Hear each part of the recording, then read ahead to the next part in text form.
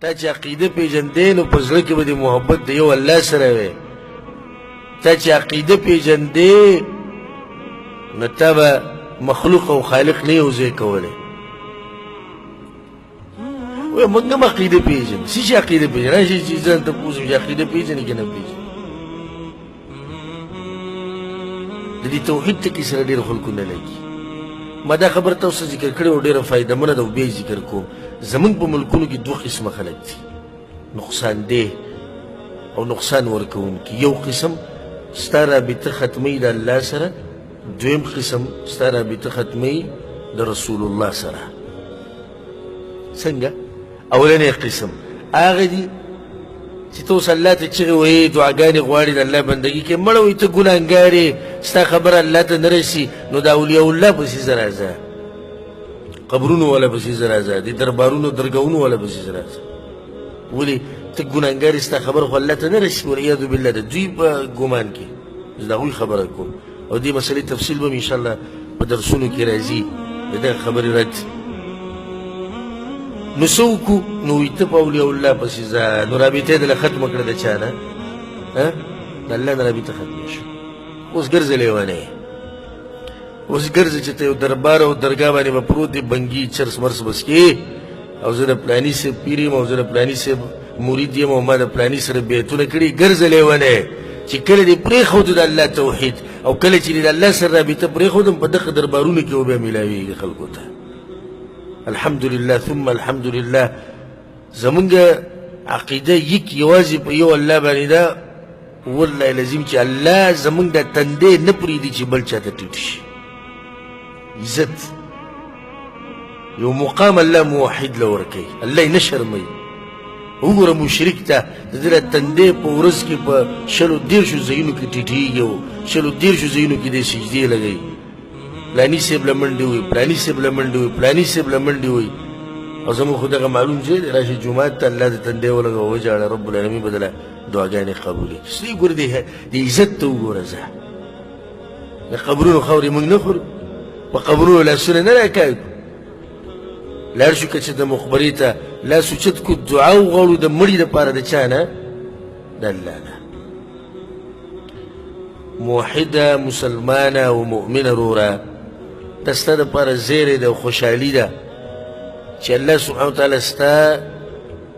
رابطه هغه د خپل ځان سره جوړه کړې ده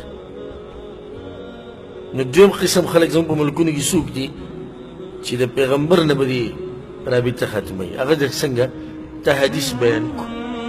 مسله دې بیان کړو په دې موته نه پوهېږو کېدای دا کتابونه ګمراه به شي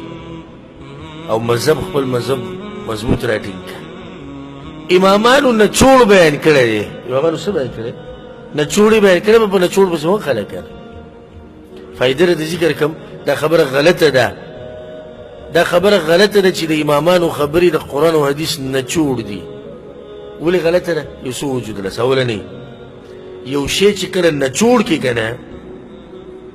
نو څه چې هغې نه د اوبه وځي هغه فایدهمن هغه باقي پالتو هغه به غوزار کړي نو په قرآن او حدیث کې پالتو شتي چې دوی چې نچوړ راویستلی شي دا غلطه خبره د قرآن او حدیث نچوړ څه چې نچوړ یو شی چې نچوړ کړي ته چې کله د مالټې جوس جوړې مالټه نچوړ کړي که نه نو هغه پټ او هغه څه کړي غوزار کړي اوبه او جوس هغه پاتې کړي دا فایدهمند دی باقي پالتو یې ته غوزار کړي دغه شان نیمبو او دغه شان بل شي وی قرآن او حدیث نچوړ خو دا خو یې نچوړ شو نو هغه نورې کوم څه غوزار کړي هغه نورې کوم څه غوزار کړي دغه خبره غلطه نچوړ ده ګورې دویمه څنګه ته وایي چې د پلاني صاحب خبرې ټولې د قرآن او حدیث نچوړ دي خو انسان دی او انسان دپاره خطا هغه شتي نو ولې خطا یې هم نچوړ دی د قرآن او حدیث ښه نو ته یې ویرولې د حدیثو کتاب کېده لکه کېده دا جی دا صحیح بخاری کېده صحیح بخاري کېده صحیح مسلم کېده پلانې کتاب پرېږده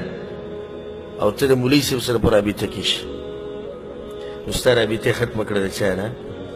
د رسول صلی الله علیه وسلم نو چې د یو سړي رابطه ختمه شوه د الله نه او بیا یې رابطه ختمه شوه د پیغمبر نه نو دی به کوم ځای کې کامیابي ومومي کامیابي خو لاړه دړې وړې شوه په څه کې چې دغه ختمه شوه ځای په ځای الله سو یطیع الله واطيعوا الرسول او د هغه رابطه ختمه کړو چې رابطه ختمه شو نو پاتې شو. نو الحمدلله زمونږ په درسونو کې هم دا دوه خبرې ډېرې اوري او زمونږ هم دي دغه دوه اصول اطیعوا الله واطیعوا الرسول. والله دې په دې باندې موږ د مرګ پورې قایم او دایم ساتي. نو په درسونو کې دغه دوه خبرې به اوري، توحید او اتباع. الله د الله بندګي یوازې، د پیغمبر تابعداري یوازې. همدغه زموږ په درسونو کې او د دې د لاسه ډېرو یارانو زموږ سره نه لګي. نو خو چا سره زموږ سره پوره پټی نه دی شریک، خو د دې د لاسه یې نه لګي چې دې دا خبرې کې بس خلک لکه ریږي په ما پسې کنځرې او بدرې دي ډېرې دي. ښه دا سړی نه زما د علاقې نه زه چې د ژوند کې لیدلی یم.